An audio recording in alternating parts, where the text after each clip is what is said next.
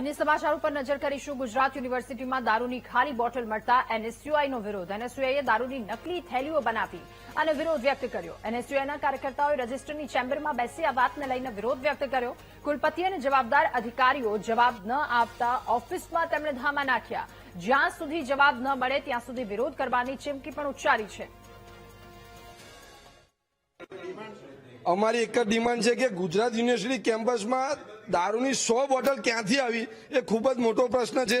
અમે ગુજરાત યુનિવર્સિટી પ્રશાસન અને ગુજરાત પોલીસને એક રજૂઆત કરવા માંગીએ છીએ, એક પ્રશ્ન માંગીએ છીએ કે આ દારૂની બોટલ આવી ક્યાંથી, ગુજરાત યુનિવર્સિટીમાં 100 દારૂની બોટલ ક્યાંથી આવી એક મોટો પ્રશ્ન છે। હું એક વિદ્યાર્થી તરીકે, વિદ્યાર્થી નેતા તરીકે, એક વાલી તરીકે અને ગુજરાતની જનતા તરફથી એક સવાલ કરું છું કે આ 100 દારૂની બોટલ આવી ક્યાંથી। દારૂની પાર્ટીઓ ચાલુ રહી છે ને જો ભવિષ્યમાં આનો જવાબ નહીં આવે તો ગુજરાત યુનિવર્સિટી દ્વારા મોટામાં મોટું આંદોલન કરવામાં આવશે।